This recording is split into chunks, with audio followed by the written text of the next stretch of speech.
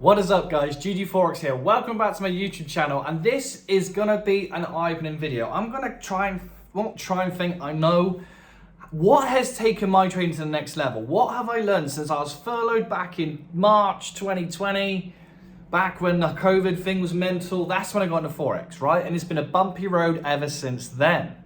As you guys know, I've documented my whole journey from being furloughed to now funded on two different platforms, right?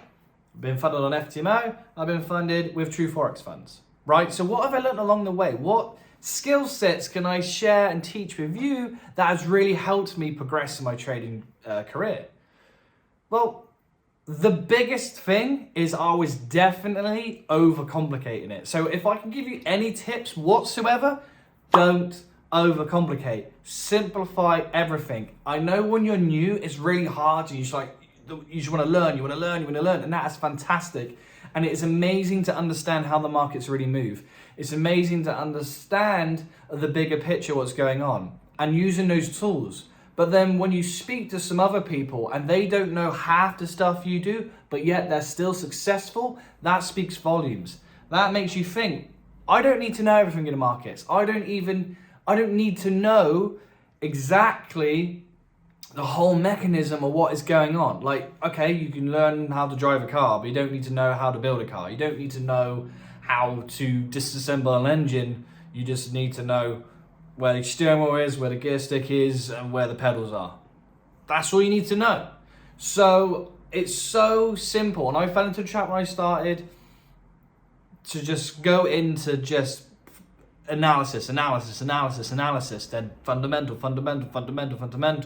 And then when you start to see patterns on a chart, and then you start to put everything that you've learned into it, and then you start to overthink. You think, well, this means that, but then I also learned this, which kind of like makes this, what I've just learned, obsolete. So then you start to like argue with yourself, and not only is it hard enough to trade when there isn't any arguments, but when you're fighting yourself internally with loads of different information that you've learned and accumulated over time, sort of like fighting each other, you either make the wrong decision or you make no decision. Either way, you're wrong, because your emotions and your overthinking takes over what is actually happening in front of your eyes.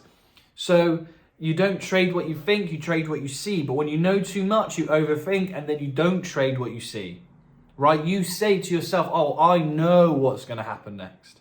How many times have you said that to yourself, guys? How many times have you said, oh, I know what's going to happen next? For example, oh, price is going to come down here, right? Let's say you're in a trade, it's winning. You've got a 1 to 5 plus TP. Price goes for a 1 to 3, boom, stops you out. You could have secured some profits. You didn't, because you know what's going to happen next. It's going to go to that 1 to 5. And you've lost 1% or 2% or however much you wanted to risk on that trade, right? So for me, having systems in place and processes and keeping it super simple, right? So now for me, for confirmations, I look at 1, 2, 3, 4 things. 4 things that I absolutely have to see first. I also have a checklist of 8 things, right? So there is a sort of cloud of information that I know and that I like and that I trust and that I put together for clues, right? But there's 4 things out of those 8 things that I absolutely have to see. There is no trade without these 4 things.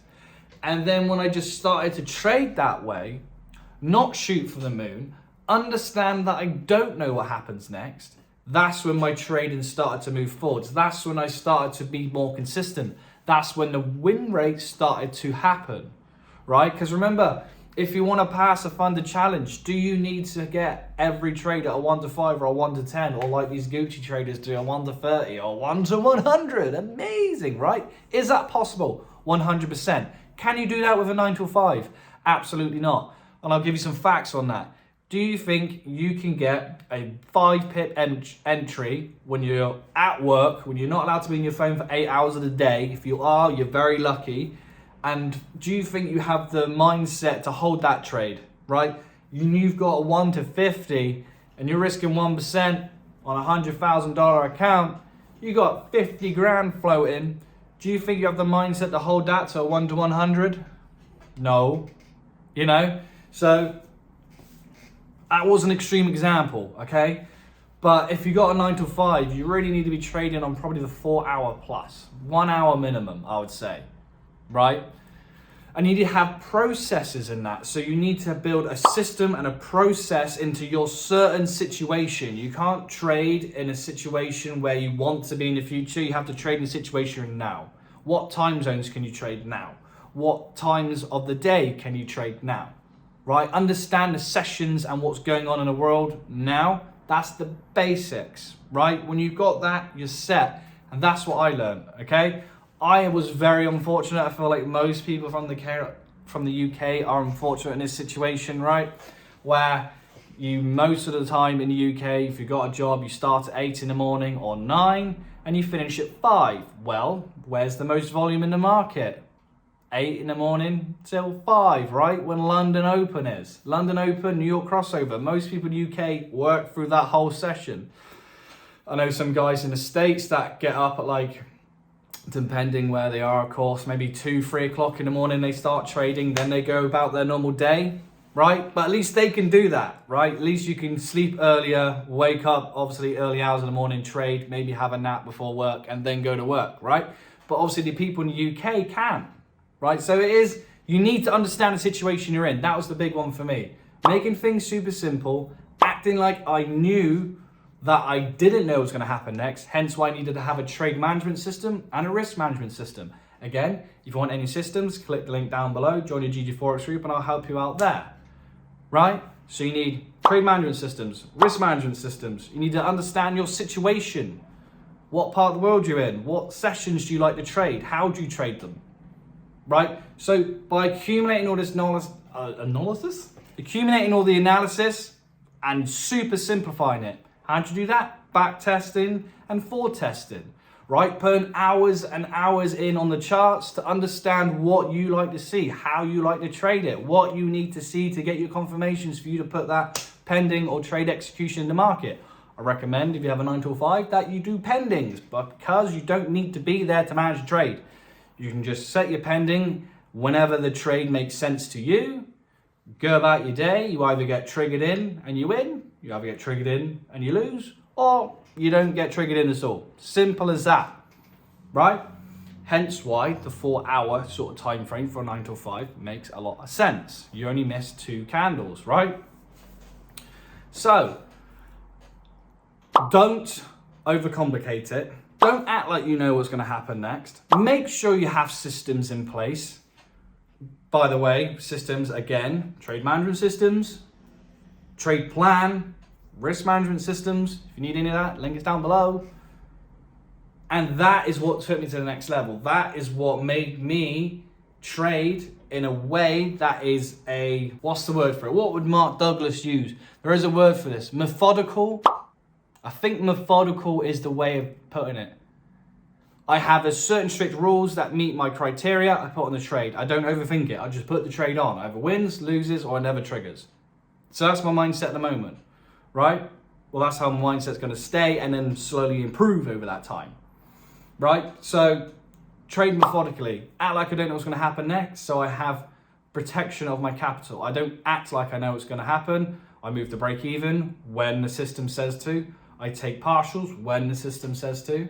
And I take profit when the systems say to, right?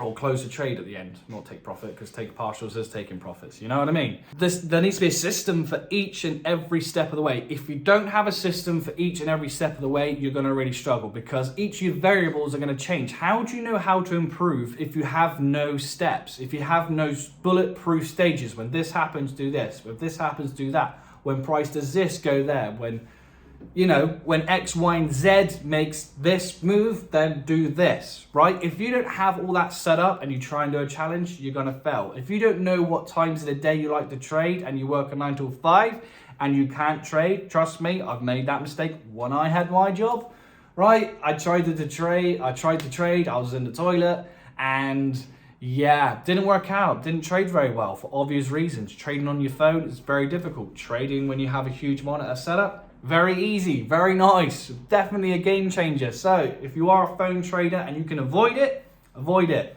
I don't really like trading on my laptop. I usually have bigger monitors over there where I do my trade setups, and then that is purely just for MT4 to put the trades on, right? Trading View is on two 27-inch monitors. I want to get another one as well to make it easier for me, right? So I look like I've got a NASA setup happening here.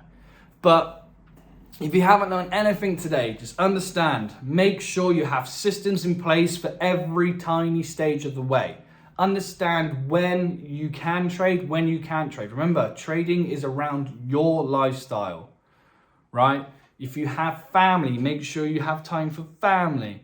If you have a job, obviously the job comes first because that is what's feeding you at the moment. Until you can learn and get funded and make enough capital consistently, then you can leave your job and then you can start having a lot more free time. Because believe me, when you leave your 9 to 5 and you start trading full time, you're going to be very bored.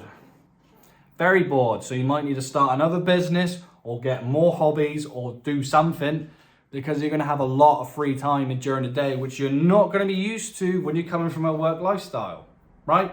So before we even get to that stage, let's just recap of what I've just said. Systems and processes for every step of the way. You need to know what to do when stuff happens and make sure it's a robotic and methodical thing. Don't overthink everything. On to stage 2, stop overthinking. Don't act like you know what's going to happen next, because you don't. Only one person in the market can change the outcome of your trade.